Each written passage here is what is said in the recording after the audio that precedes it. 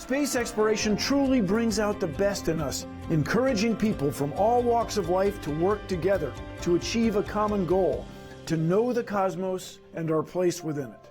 We are the Planetary Society. Hello, welcome to the Planetary Society Live.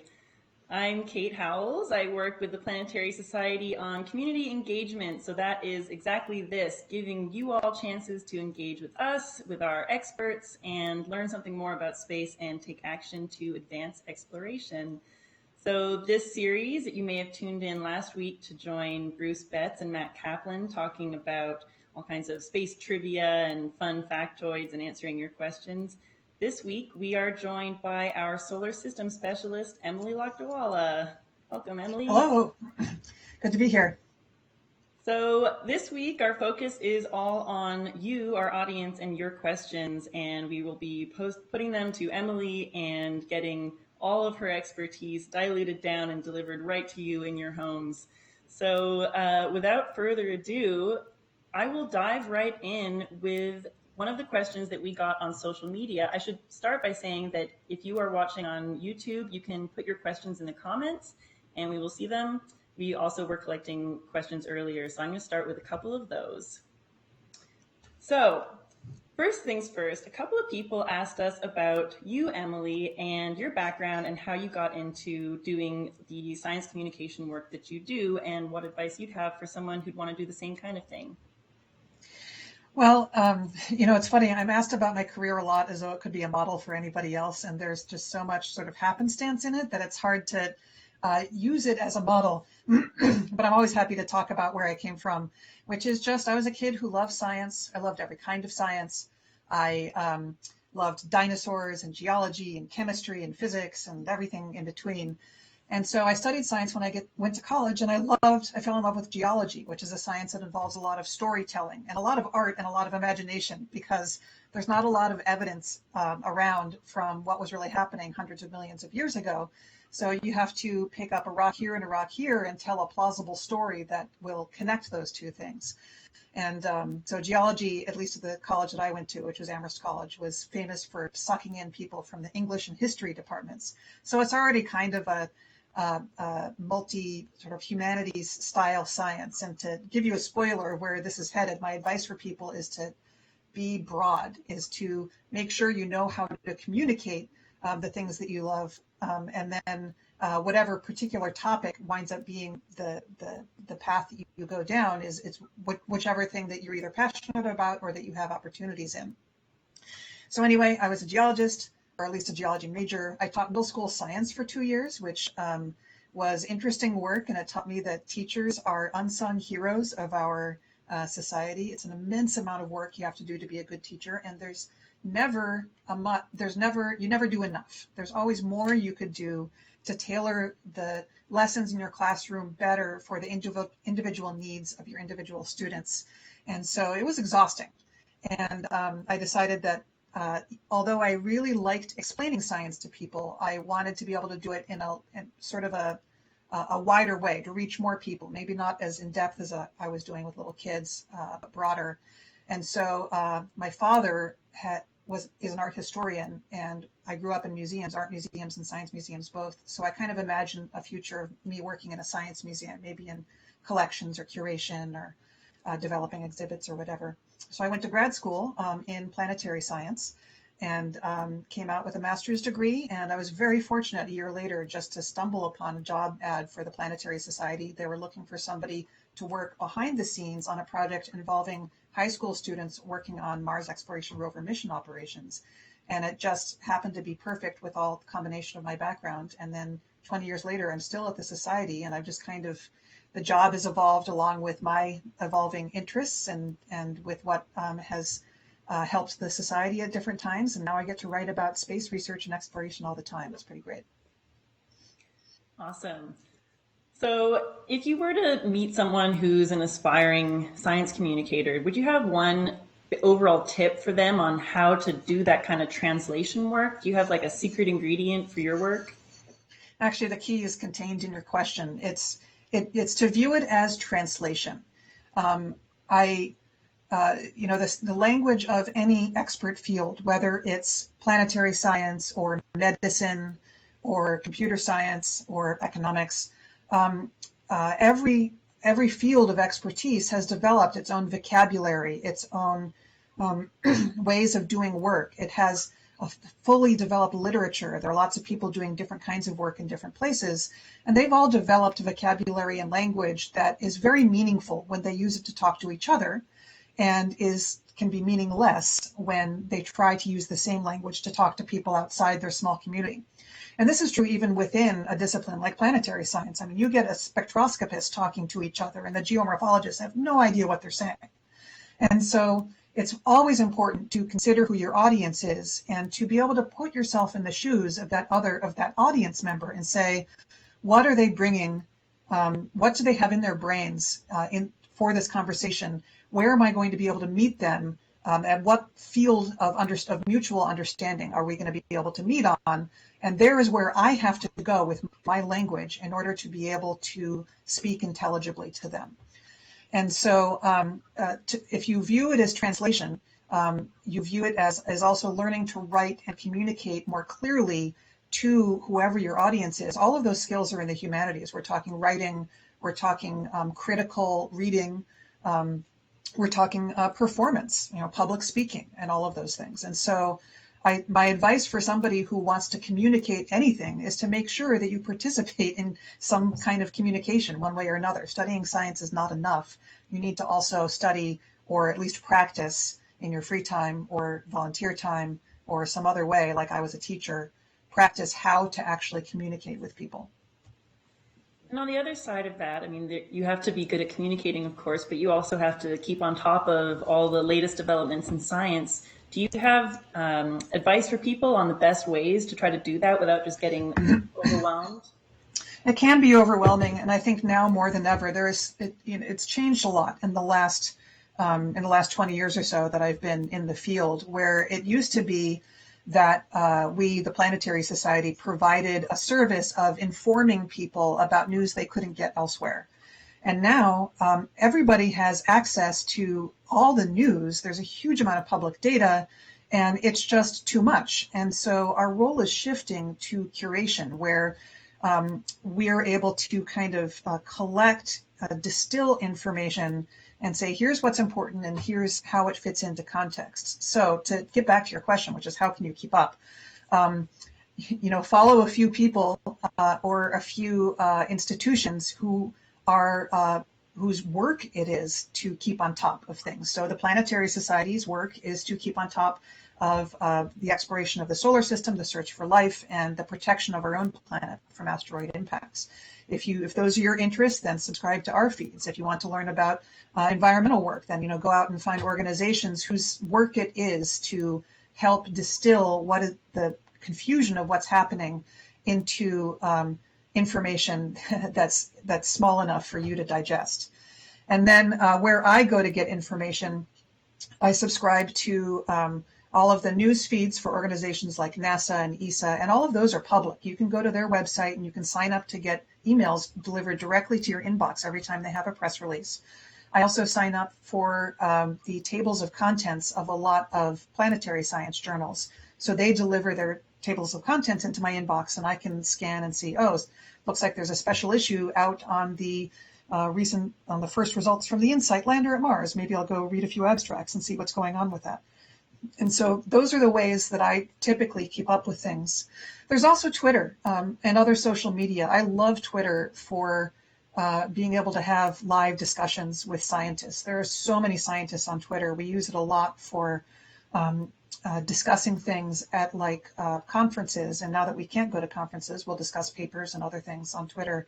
And so I find that to be very handy to both to learn about new news and also to discuss what's going on and find out, is this important? Is this really that different? I thought they already discovered an Earth-like planet. How is this one different from that one? And I can have those kinds of conversations in public, which is fantastic, because then other people who have the same questions get to follow along with those conversations. Awesome. And a related question coming in from social media, what mission are you most excited about right now? This is always a hard question to answer. It's like which one of my children is my favorite. I mean, I love all space missions. I have to admit that I'm a huge Outer Planets fan, and so I'm so excited about both JUICE and Europa Clipper being built to launch back to Jupiter. I'm actually excited, this may surprise people, for Bepi Colombo on its way to Mercury, because I think it's going to be really cool to have two orbiters in place at the same time there. And, Messenger did an unbelievable job of mapping the whole planet for such a tiny little spacecraft. But Bepi Colombo is going to be way crisper, and there are some really weird things on the surface of Mercury that I'm looking forward to seeing up close. So yeah, I think those are the things I'm most looking forward to at the moment. And do you have a favorite mission of all time? I know I'm making the choosing among your children kind of thing worse, but this one I probably actually have an answer to, and that's Voyager. So of course, the Voyager missions, for so many reasons. First of all, they gave us our first close looks at the terrain of all of the moons of the giant planets, and they're so cool.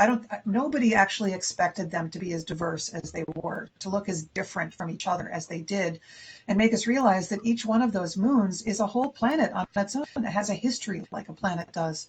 It has like a 4 billion year history that is all its own. That's different from any other place in the solar system. And so it was almost like discovering that the solar system had 20 more planets that we didn't know that it had. And so that was very cool.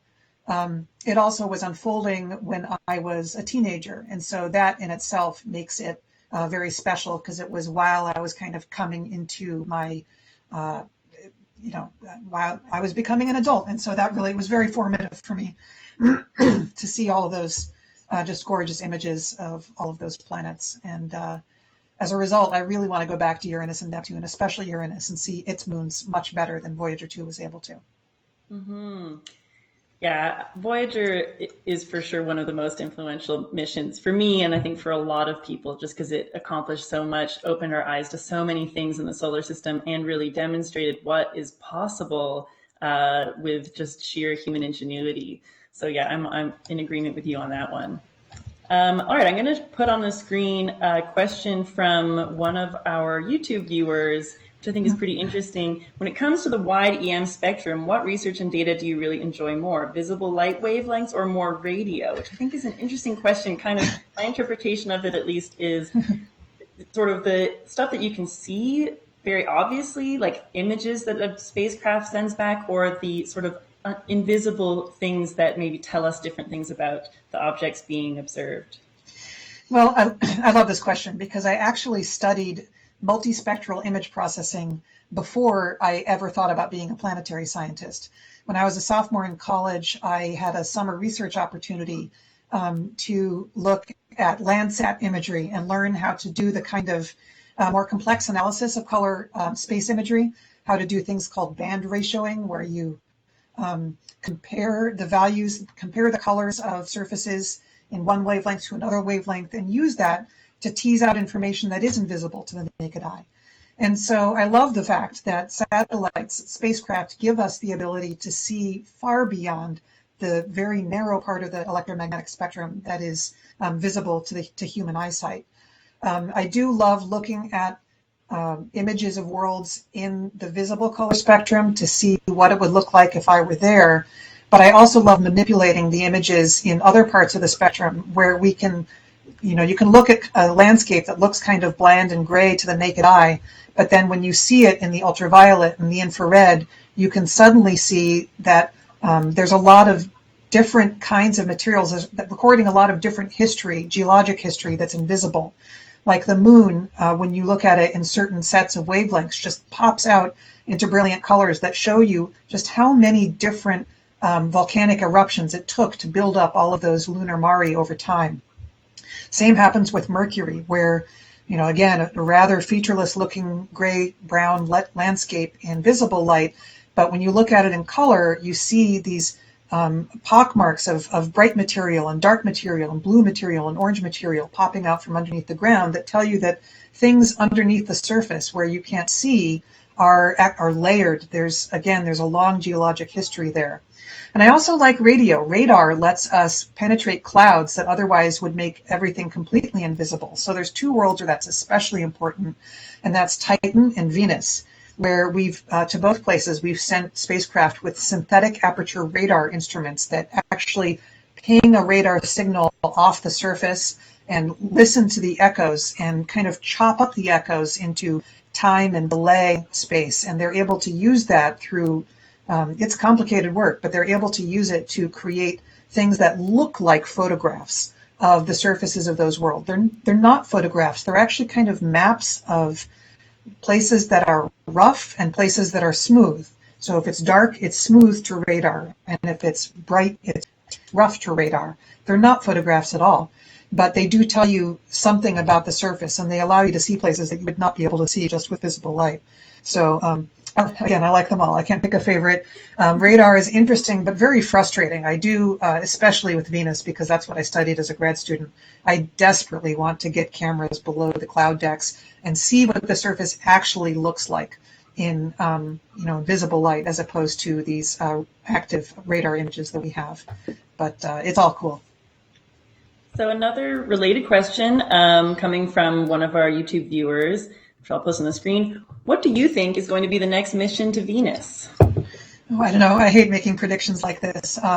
It's way easier to place an orbiter in orbit at Venus than it is to go beneath the clouds. So if I have to bet, I'd bet you it would be an orbiter.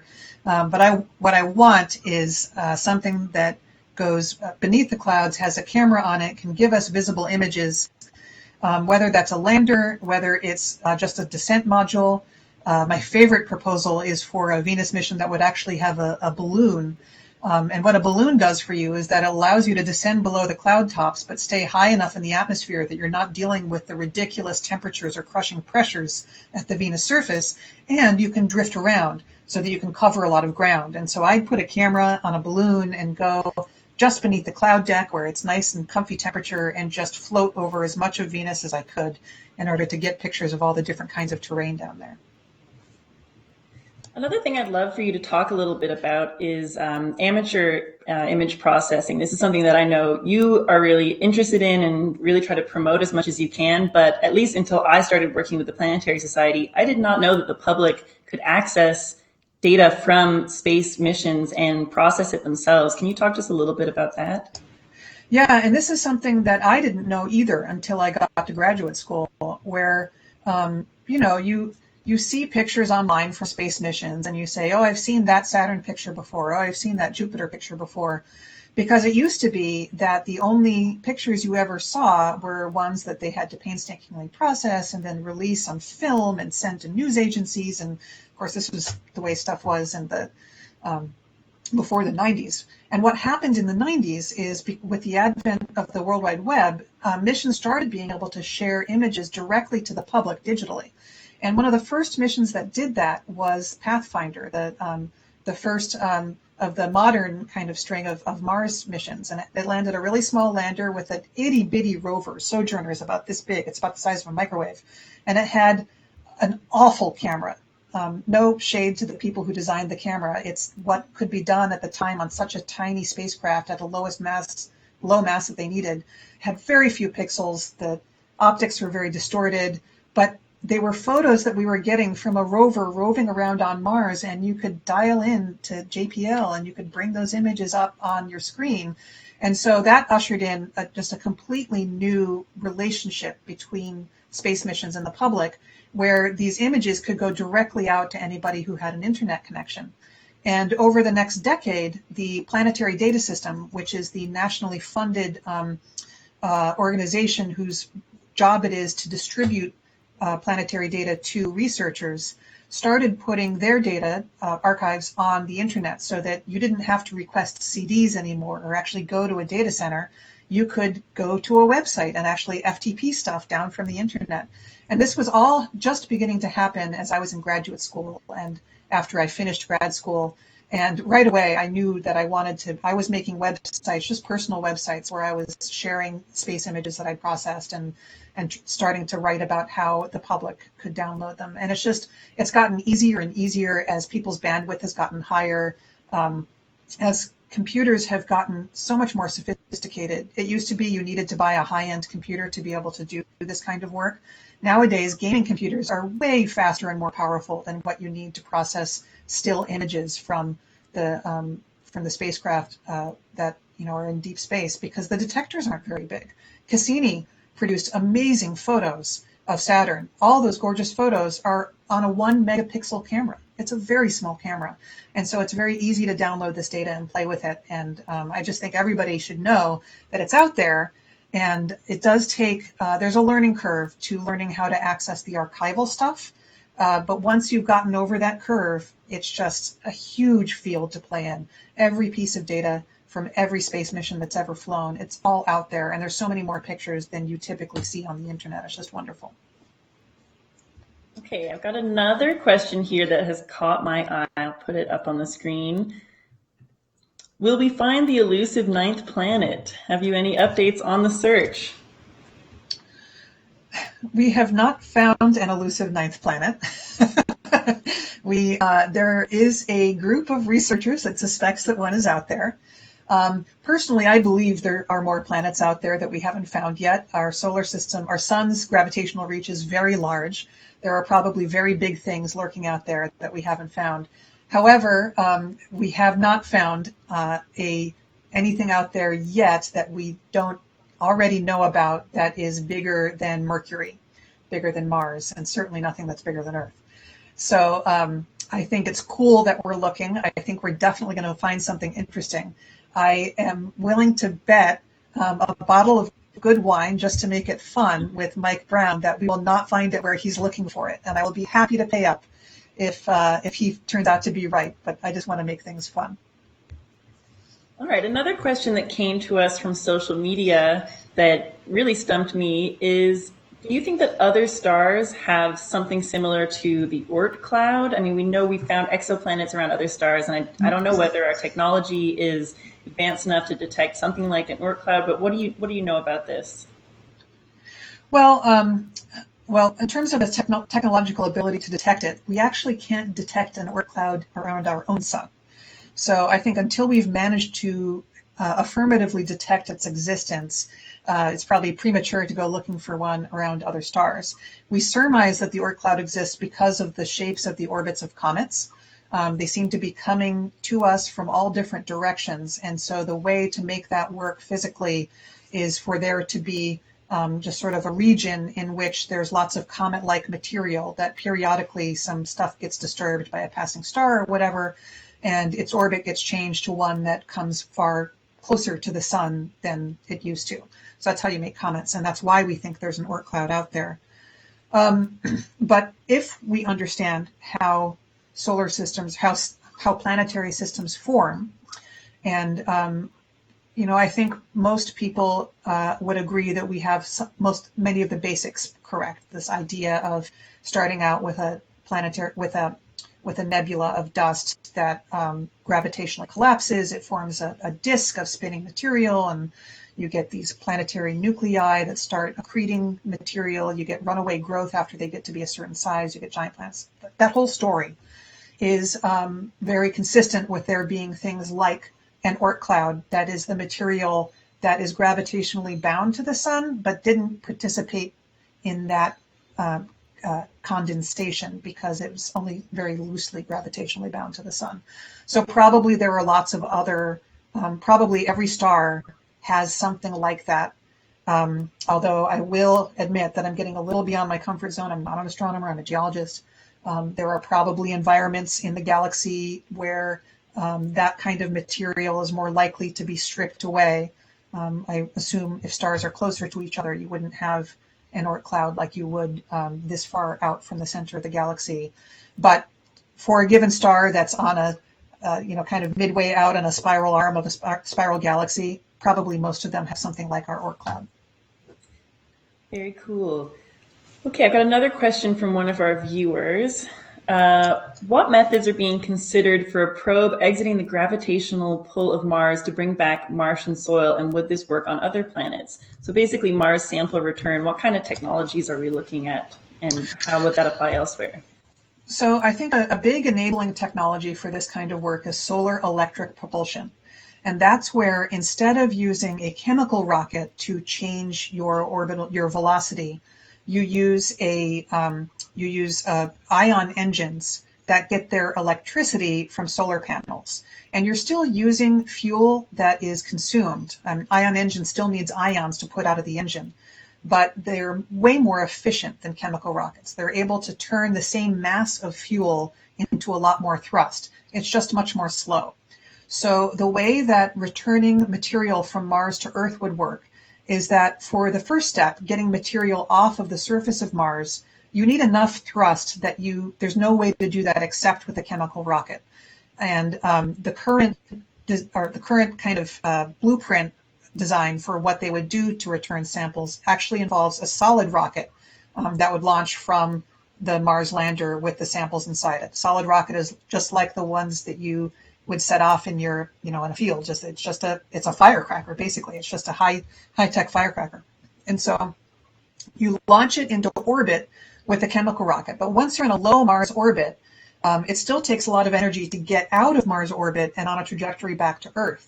But you're not in such a hurry anymore because you're in space. And so there you can use solar electric propulsion to slowly raise your orbit over time. You can take a year to do this, and I think that's the current plan, until your orbit is high enough that with a small push from a chemical rocket, you can inject yourself onto a trans-Earth orbit and get yourself back to Earth. And so I think that the multi-step plan is chemical rocket launches to Mars orbit. It docks with a spacecraft that has solar electric propulsion. It uses its solar electric propulsion to raise the orbit, and then the Earth return spacecraft, which is just a small piece of that big orbiting spacecraft, departs and returns to Earth, leaving the big orbiting spacecraft still in orbit, which is great because that big orbiting spacecraft has telecom equipment that will benefit other Mars missions. Do you foresee missions that try to do sample return from other planets and moons? I know we have asteroids having samples returned from them, but do you see this happening for other planets or moons? Definitely. So there's a lot of places actually being discussed for future sample return missions. The moon is one of them, which may surprise people who are like, didn't we already get a bunch of samples from the moon? But it turns out there are a lot of other places on the moon where if we get samples, we'd learn quite a bit, not just about the moon, but also about Earth's history of bombardment. And actually also it would help us figure out how old things are in the rest of the solar system, because the lunar chronology, our understanding of the history of the moon and how events are tied to absolute time, depends both on the craters that we've counted on the moon and also the samples that we've brought back. And it turns out that the samples that we've brought back are only from a very small slice of lunar history. So if we can get some samples from some other moments in lunar history, we can do a better job of pinning the time scale that we've developed for the moon to absolute time scale and then extrapolate that to other worlds. So the moon is one. Mercury sample return has actually been talked about, which would be really interesting because it would tell us we've already got samples from farther away, from very far away with the Stardust mission. We've got cometary material from the most distant reaches of the solar system. And so if we could bookend that with a sample from Mercury, then we could see how isotopes, how chemicals, how everything varies across the whole breadth of the solar system. That would be awesome. We've also talked about sample return from the plumes of Enceladus. So Enceladus is a very small moon of Saturn that has liquid water underneath its surface, saltwater oceans, and it's spewing that material into space all the time through these gorgeous, enormous South Polar geysers. And the nice thing about that is that we could get a sample of an exo-Earthian ocean, and we wouldn't have to land on Enceladus to do it. We can just send a spacecraft to fly through the plume. Maybe more than once, pick up a bunch of material that's being very helpfully spewed into space for us, and then come back to Earth without ever having to touch the surface of another world, which makes your spacecraft a lot easier to design. Still very far away. Saturn is not close to us. It would be a big mission and not easy, but that would be a wonderful thing to be able to do, to get samples from an ocean underneath the surface of an icy world. And I know a lot of, at least Mars sample return, one of the big motivations for that is the search for life. Do you have like a prediction or a guess of where you think we would be most likely in our solar system to find life, either existing today or evidence of past life? So I think for life, if life exists today somewhere, as long as we're looking for the right thing in the right place, I think it wouldn't actually be difficult to find. So it's the first part of that that's hard.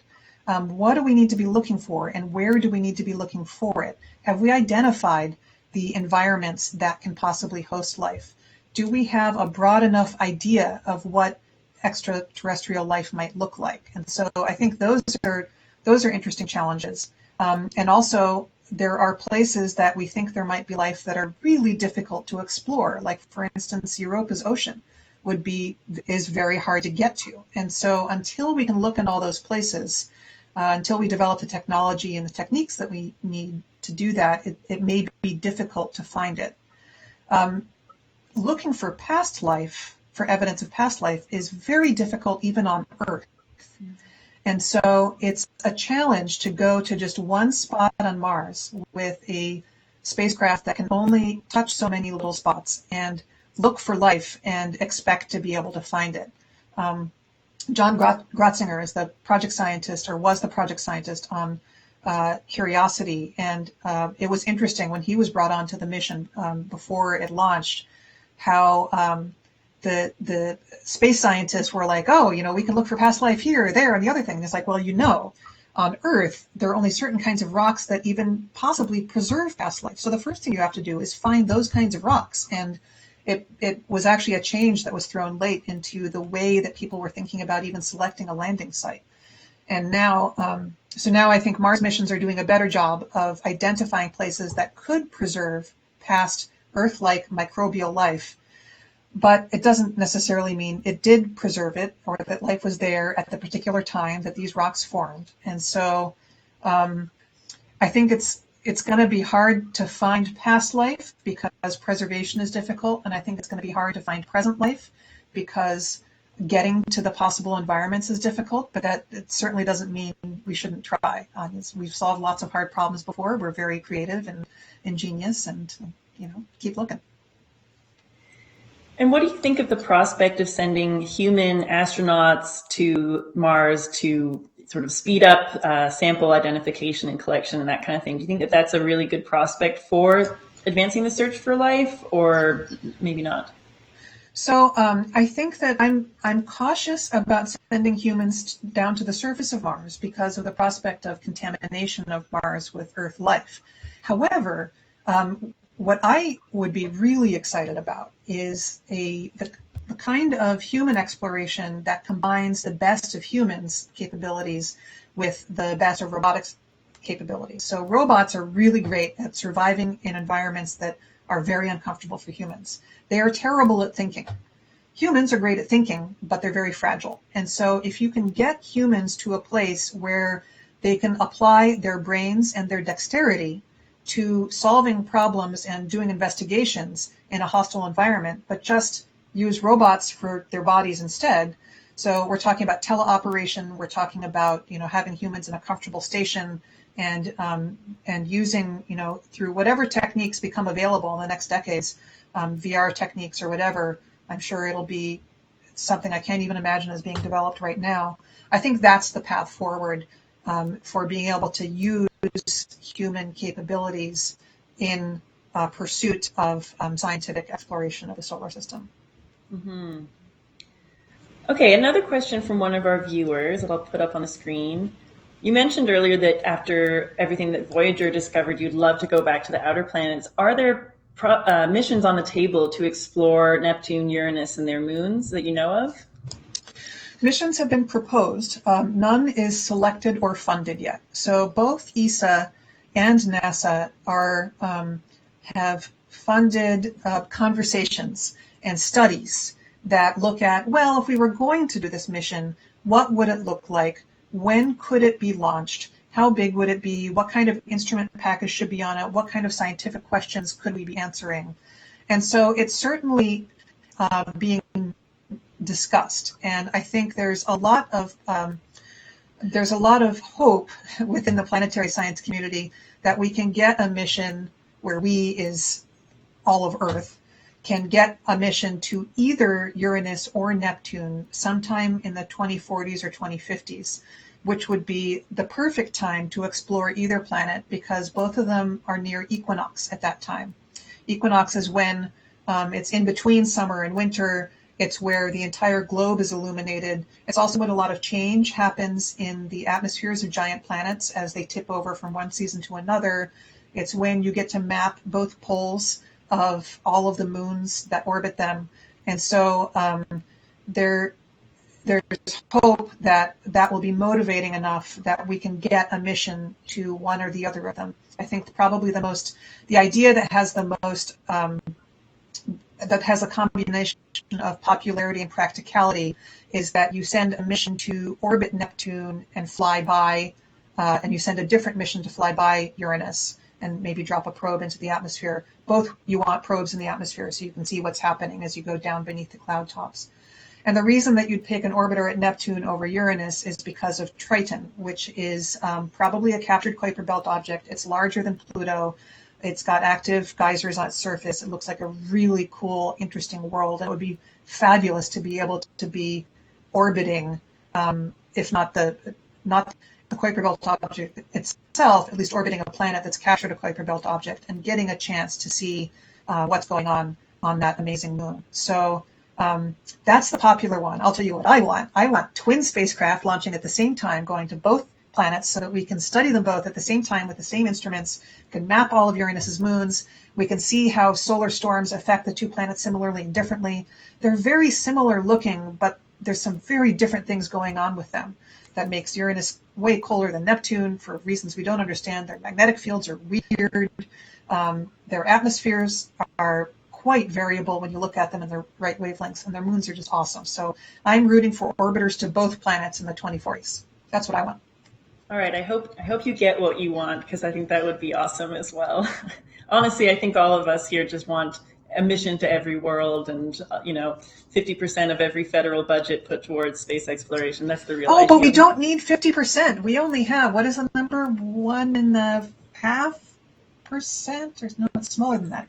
Casey, help me. I hope Casey is watching this because he's going to be so mad that I've said the wrong number. Somebody look it up and put it in the chat or something. Anyway, it's a very tiny amount of money that goes to NASA. It's really small. It's planetary science gets $1.5 billion. Yeah, I knew that number was wrong because it's way under 1%. Planetary science gets $1.5 billion a year, and that's a lot of money.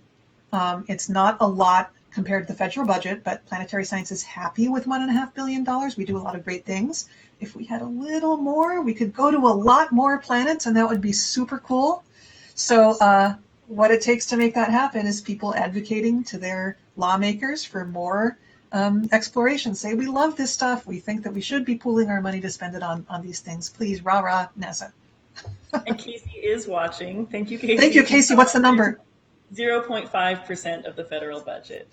Thank you, Casey. Listen to me, 0.5% of the federal budget. That's all we spend on NASA. It's a very tiny amount. That's why there is a campaign at some point for Penny for NASA. Penny for NASA would double the budget. We're not actually asking for that.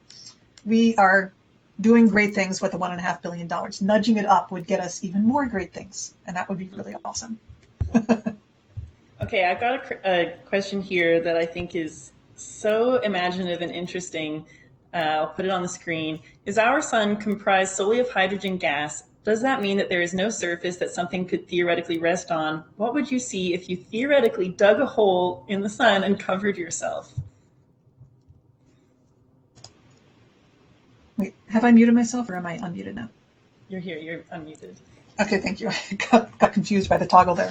So I'm not a solar physicist. So I'm afraid I'm going to punt the sun part of that question, but I can take you to Jupiter and Saturn and Uranus and Neptune, which are really interesting. So Jupiter and Saturn are made of the same stuff that the sun is, which is to say it's about 75% hydrogen and 25% helium, and just a very small amount of other things. And so on Jupiter, up at the cloud tops, what you're seeing is clouds made of things that planetary scientists call ices. They're methane and water and other stuff like that. And but what you see in those cloud tops is it's not what makes up most of Jupiter. Most of Jupiter is hydrogen and helium. It's kind of evenly mixed together at the very top. But as you get deeper into Jupiter and you're starting to squeeze that material very, very under huge amounts of pressure, the first thing that happens is that the hydrogen and helium don't mix anymore. They become like oil and water. They separate. And helium starts raining down out of the hydrogen as helium raindrops inside the hydrogen. Of course, all this it's not rain. It is rain, but your whole concept of water drops moving in air is not going to help you very much because we're talking immensely high pressures and high temperatures. You get farther down, and both hydrogen and helium become metallic. Now, what does that mean? It means that instead of having like little molecules, little HH molecules linked to each other, or little helium bouncing off each other, you wind up with all the nuclei kind of doing their thing, and then all of the electrons moving all around all the nuclei kind of doing their own thing. And it's not a form of matter that you ordinarily interact with here at Earth temperatures and pressures. And it behaves very fluidly, and that's why these planets have such enormous magnetic fields, because you have all of these electrons moving, and that electrons moving makes current, makes magnetic fields, and so both of those planets have just ridiculous magnetic fields. You go down and down, and most of Jupiter and Saturn is this metallic hydrogen material that's really kind of hard to fathom. And then at the very, very bottom, they probably once had a biggish core that is kind of earthish composition, rocky and metal and stuff like that. But recent research has actually showed that silicate rocks, that is the stuff that Earth is made of, dissolves in metallic hydrogen. And so if Jupiter had a core at one point, it has probably been dissolved away like a sugar cube in water. And there isn't anything, there's just all the rocky material, all those silicate atoms and stuff like that. They're just dispersed in the metallic hydrogen at the hot, dense core of Jupiter. The same is true in Saturn. Uranus and Neptune are much smaller. They don't have the pressures that are required to make metallic hydrogen. They also have less hydrogen and helium. They have a lot more proportionally a lot more of the more icy materials, water, methane, nitrogen, ammonia, those kinds of light elements. And so you have instead this material at depth where it gets hot enough and dense enough called superionic water. And it was created in the lab recently. I don't have my head wrapped around what kind of material that actually is, but it also allows a charge to flow. And both of those planets also have magnetic fields, but their magnetic fields are very strange. And because they don't have metallic hydrogen, they probably still have earthy-ish rocky cores at the center. It's not a solid. Well, it could be solid. I actually don't know. I have no idea. We don't know what's at the centers of these planets. That's why Juno's at Jupiter. That's one of its main goals, is to try to figure out what's going on inside Jupiter, try to figure out how its internal layering works. Because we don't have orbiters, we've never had orbiters at Uranus and Neptune, we can't answer a lot of these questions about how their mass is distributed. And it will take orbiters in order to answer those questions. So your guess is as good as mine. I'm very curious about how a spacecraft would find out what is at the center of a planet like Jupiter. And Juno's been at Jupiter for some years now. Why hasn't it found the answer yet? So the key to this question is gravity. And it turns out that because let's see where to begin with the answer to this question. The list of materials that you can make planets from is pretty short, because we know the abundance of atoms, of different kinds of atoms in the universe. There's a lot of hydrogen, there's a little less helium, and on and on and on. So that most things in the solar system are made of the same very short list of materials, just in different proportions. It's mostly hydrogen, helium, water, and related ices, silicate rocks, like sort of basaltic-ish composition, kind of dark, dense rocks, and metal. Those five things are the 5 ingredients that make up nearly everything in the solar system. And they are graded in density. Metal is very dense, around 12, 15 grams per cubic centimeter. Rock is less dense, around 3 grams per cubic centimeter. Ice is 1 gram per cubic centimeter. And you have, like, your hydrogen, helium is way less dense. Of course, once you start squeezing, it gets more dense. But I'm not going to talk about the giant planets that much. But anyway, the point is, all you need to do is figure out the mass of the planet, the volume you can see just by looking at it. So then you can figure out its bulk density. So you know its average density, what it is through and through. Then you send a spacecraft to orbit it. And when you orbit a planet and go closer to and farther from it, especially when you fly very close to it, and you look at how fast the spacecraft moves as it travels around the planet, you can actually tell whether all that mass is evenly distributed, where it's the same density everywhere, or if the mass is more concentrated toward the center. And if you do enough gravity flybys, you can figure out how much more it's concentrated toward the center. You can even, with certain missions, if you orbit enough times, traveling close enough to the surface, you can figure out really fine details about where there are extra mass concentrations and where there's less mass. And so it just takes a couple of gravity flybys to find out a basic number called the moment of inertia. The moment of inertia tells you whether the mass is more concentrated or less concentrated in the center. And from very simple gravity flybys of a couple of the moons of Saturn, Cassini was able to tell us, Titan is basically the same density through and through, whereas Enceladus has more mass concentrated at its center. And so we can develop from that models that say, okay, we know Enceladus's bulk mass. We can make Enceladus with this proportion of rock to that proportion of ice. And we can tell, because of the way its mass is concentrated, that the rock and the ice are separate. And so we just do some math to figure out how thick the ice layer would be over how much rock there is, and we can give you an internal model of Enceladus. That's basically how it works. And so that's what Juno is doing at Jupiter, is it's doing these flybys to try to get at how concentrated the mass is and whether it varies from place to place. The results we've seen from Juno so far have to do with how deeply wind penetrates into the atmosphere. So we've already learned, if I'm remembering the number correctly, that the windy part of Jupiter's atmosphere goes down to about 3,000 kilometers. And then below that, it's behaving more like a rigid body, not so much a swirly body, but more kind of a cohesive whole. And so those are the kinds of results we already have from Jupiter, from Juno. And we're just waiting for further and further results. That's the kind of thing where you need to do more and more and more flybys. They thought they were going to be doing flybys every 2 weeks. Because of a problem with their main rocket motor, they're only doing flybys every 5.5 weeks. So it's taking them a lot longer to develop the data set than they had originally planned. All right, that's very fair. I suppose space exploration is not easy or instantaneous, and I will just be patient. No, well, I think, a lot of it is that we love photos. You get a photo, you can interpret a photo, you can say, hey, that volcano's erupting, and you've made a scientific discovery. It's great.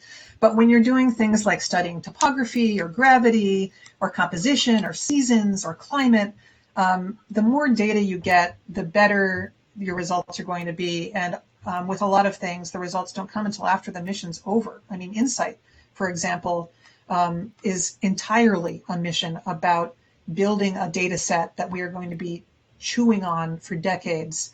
And so not a lot is happening right now, but that's because the science is not now. The science is after we've assembled all the data. All right, well, we have gone for about 50 minutes, and we have put your knowledge very thoroughly to the test, Emily. So thank you. I'm going to put up one last question, and I will give you a break. I will answer this one. Okay. So this is from one of our YouTube viewers. What can international members of the Planetary Society do to support your work? So that's a really great question. And one of the best things that you can do, other than the support you're already giving by being a member of the Planetary Society, which is huge, huge support, one of the best things you can do is spread awareness of how amazing space is, how exciting exploration is. And we provide tools for you to do that on our website and in our weekly email newsletter, the Downlink, which you can sign up for at planetary.org/connect. That goes out every week and gives you tons of little tidbits about space news, cool things about space, great images. And the more that you share that, the more that you reach out to other people and kind of infect them with the passion that you have for space and space exploration, the more that builds up a real global community in support of these kinds of missions, because it really does take public support and public engagement for it to be worthwhile for governments to make these kinds of investments. So although we do occasionally do targeted government advocacy in countries other than the United States, for example, we do that in Canada. That's one of my jobs. I'm here in Ontario, Canada, working on that stuff all the time. But one of the best things you can do is just spread awareness and get other people excited about this, which is what Emily is so amazing at. So I want to say thank you so much, Emily, for doing this. I want to send a humongous thanks to the folks at Tomorrow Studios who are making all of this possible. They are the wizards behind the scenes here, making these things work, and their technology is just phenomenal. You can check them out at tmro.tv. And we will be back next week and for the weeks to come. And thank you everyone who watched, who participated, who sent in your questions. This was lots of fun. I learned a lot. Emily, you did a phenomenal job. So thank you so much, everybody. As you can tell, I love answering questions. It's great fun. Thanks for sending in your questions. Thanks for your support. It's great to be able to do this. Yeah. So we will join you in space together next week. Until then, feel free to send us your questions on social media. We are always happy to see what people are wondering. We can build them up for our next time we're doing a live Q&A, or we can maybe send you answers if some of our staff have them. We can't put everything on Emily all the time. But yeah, we will be back. And yeah, thanks everybody. Have a great rest of your day, and we'll see you next time.